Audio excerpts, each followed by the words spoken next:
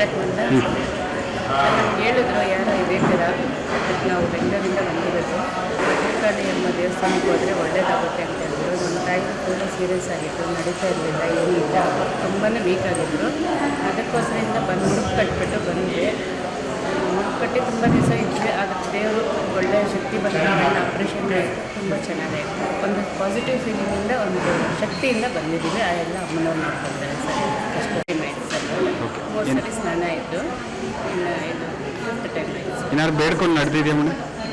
Sir ಬೇಡ್ಕೊಂಡು ನಡೆದಿರೋದು ಅಮ್ಮರಿಗೆ ಬೇಡ್ಕೊಂಡಿದ್ದೆ, ನಡೆದಿದೆ, ಒಳ್ಳೆಯದಾಗಿದೆ ಸರ್.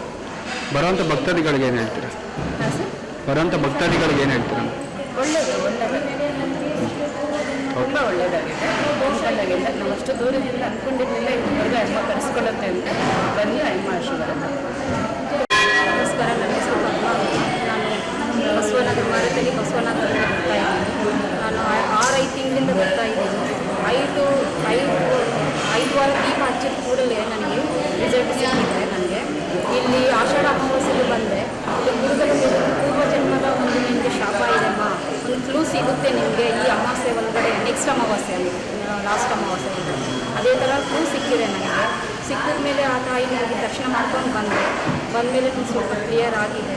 ಇಲ್ಲಿ ಬಂದ ಮೇಲೇ ನನಗೆ ಚೆನ್ನಾಗಿ ಕಾಯಿಲೆ ಎಲ್ಲ ವಾಸಿ ಆಗಿದೆ, ಮತ್ತು ಒಂದು ಪ್ರಾಬ್ಲಮ್ಸ್ ಎಲ್ಲ ಕೂಡ ಕ್ಲಿಯರ್ ಆಗ್ತಾ ಬರ್ತಿದೆ. ಈ ತಾಯಿ ಹತ್ರ ತುಂಬ ಶಕ್ತಿ ಇದೆ. ಈ ತಾಯಿ ನಂಬಿಕೊಂಡು ಯಾವುದೂ ಮೋಸ ಆಗೋದಿಲ್ಲ ಅಂತ ನಾನು ನಂಬಿದ್ದೀನಿ. ತುಂಬ ಕನ್ಸಲ್ಲಿ ಬರ್ತಾರೆ, ಬಂದು ಯಾವ ದಿವಸ ಹೋಗ್ಬೇಕಂತ ಕೂಡ ನನಗೆ ಕ್ಲೂ ಕೊಡ್ತಾರೆ. ಅವರು ಏನು ನಡೆಯುತ್ತೆ ಅಂತ ಕೂಡ ಅವರು ನನಗೆ ತಿಳಿಸ್ತಿದ್ದಾರೆ. ಇದು ಸತ್ಯ ಅಂತ ನನಗೆ ಕ್ಲಿಯರ್ ಆಗಿದೆ ಸರ್. ಅದಕ್ಕೆ ನಂಬ್ಕೊಂಡು ನಾನು ಪ್ರತಿ ಎವ್ರಿ ಮಂತ್ ನಾನು ಅಮಾವಾಸ್ಯೆಗೆ ಬಂದು ವಿಸಿಟ್ ಮಾಡ್ಕೊಂಡು ಹೋಗ್ತಾ ಇದ್ದೀನಿ.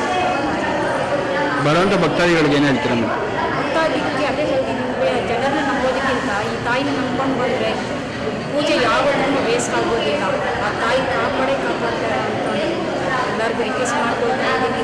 ಎಲ್ಲೆಲ್ಲ ಹೋಗಿ ದುಡ್ಡು ಸಿಗೋದಕ್ಕಿಂತ ತಾಯಿನ ನಂಬ್ಕೊಂಡು ಬಂದು ಆ ತಾಯಿ ಆಶೀರ್ವಾದ ಪಡೆದ್ರೆ ನಿಮ್ಗೆ ಒಳ್ಳೆಯದಾಗುತ್ತೆ ಅಂತ ನಾನು ಭರವಸೆ ಕೊಡ್ತಾ ಇದ್ದೀನಿ. ಯಾಕಂದರೆ ನಾನೇ ಫಾರ್ ಎಕ್ಸಾಂಪಲ್ ಎಷ್ಟೋ ದೂರವಾಗಿ ಎಷ್ಟು ನಾವು ಹೋಗದೇ ಇರೋ ಜಾಗ ಇಲ್ಲ, ಎಷ್ಟೋ ಹೋಮ ಕೂಡ ಮಾಡಿಸಿದ್ದೀನಿ, ಆದ್ರೂ ಕ್ಲಿಯರ್ ಆಗಿಲ್ಲ.